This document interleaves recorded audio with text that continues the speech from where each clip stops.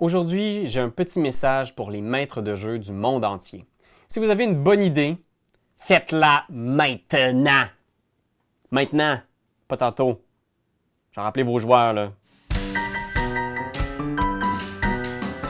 Oui, aujourd'hui, on va parler de sauter dans l'action, de prendre à bras le corps nos meilleures idées et de ne pas les garder pour plus tard. C'est un appel à l'aide, en fait. Parce que moi, j'ai été comme ça tellement longtemps comme maître de jeu.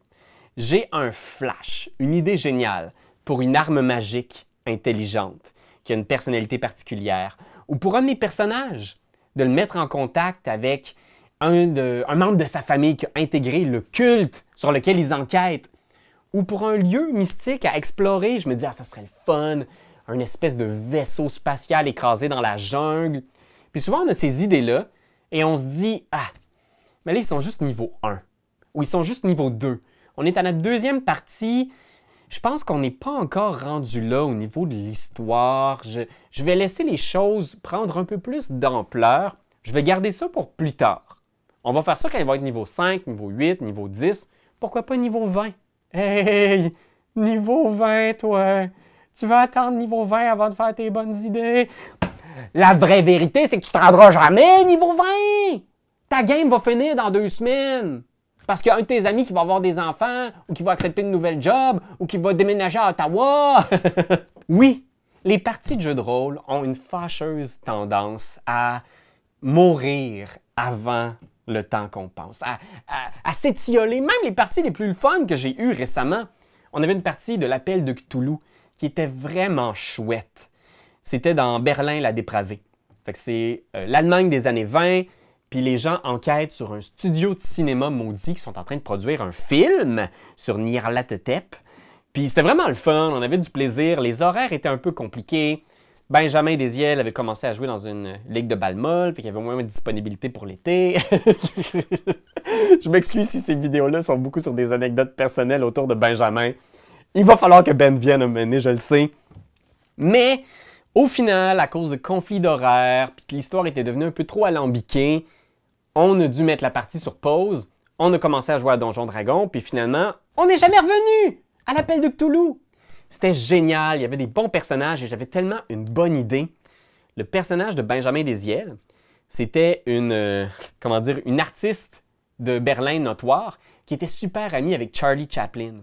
Puis dans notre partie, Charlie Chaplin a commis l'irréparable et il a sauté du 9e étage de son hôtel à Chicago et il est mort.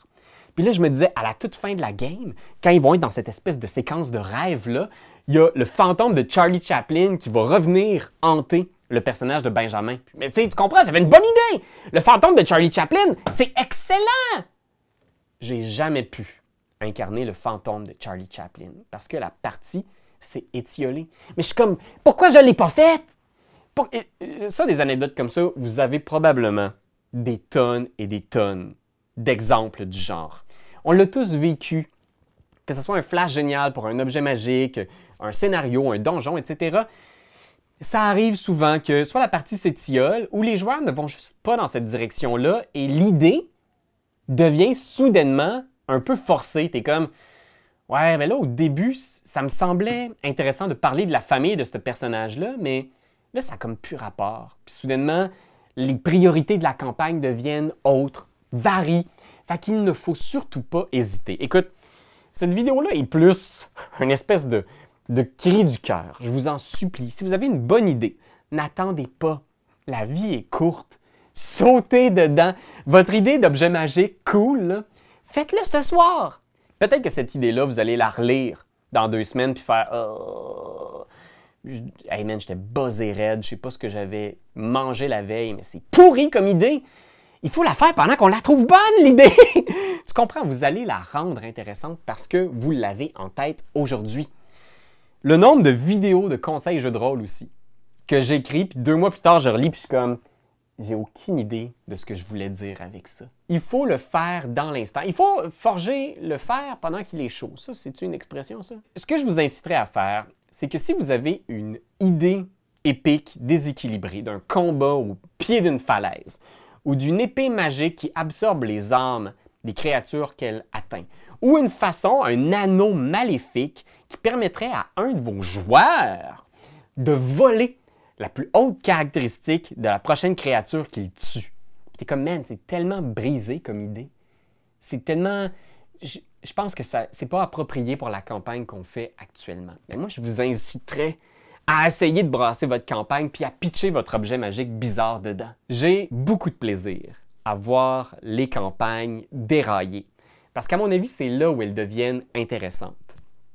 J'ai tellement de campagnes aussi continues. On a une partie de Forbidden Lands qu'on joue depuis longtemps, je suis comme joueur dedans. Puis j'ai une partie de Donjons Dragons qu'on fait depuis maintenant presque un an. Puis ces parties-là, souvent, on peut tomber dans la routine, presque. Tu sais, je veux dire, une session après l'autre, semaine après semaine, monstre après monstre, chapitre après chapitre. Et les moments les plus intéressants, c'est toujours le moment où ça déraille.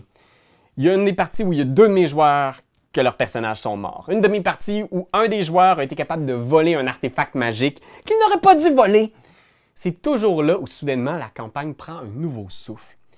Alors moi, je vous inciterais, si vous avez un concept fou, faites-le pas quand vous allez être rendu niveau 18, faites-le niveau 1.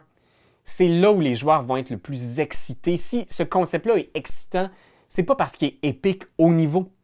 C'est parce qu'il y a quelque chose d'intéressant que vous avez vu, qui connecte avec votre groupe, votre campagne, vos joueurs. Fait que je vous en supplie, utilisez-le. Si vous voulez exploiter le passé d'un de vos joueurs, attendez pas de vous dire « Ah, ça va être plus cool quand ça va être à la toute fin des enjeux de ce personnage-là. » Non! Votre personnage peut vivre des enjeux avec son père disparu, son enfant qu'il n'a pas revu depuis 10 ans, à la session 2. Ça va nous permettre aussi de le découvrir. Ça va permettre au personnage de parler de lui. Fait que je vous en prie, si vous avez une bonne idée, faites-la là. Hey, excusez-moi, la vidéo aurait pu se résumer à ça. J'espère que les 5 premières secondes étaient assez claires pour que vous ayez cette impulsion-là de tout de suite incarner vos bonnes idées. Il faut l'apprécier, votre partie de jeu de rôle. Attendez pas qu'elle devienne épique demain, faites-la épique aujourd'hui! Hey, je suis en train de devenir un motivateur. Fait que oui, Internet. J'espère que ça vous a un petit peu donné de l'énergie pour votre partie de ce soir. Fait que, allez ouvrir vos cahiers d'idées de MJ, allez pogner l'idée la plus folle que vous avez eue, puis faites-la. Just do it. Hey, je me sens...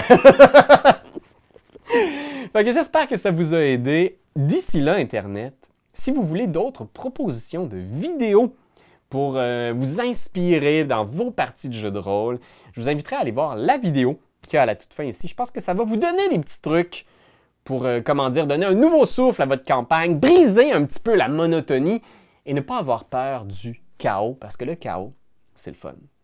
Fait qu'on se retrouve très bientôt, Internet. N'oublie pas de t'abonner, puis bonne partie, là! J'ai hâte de te revoir, Ben!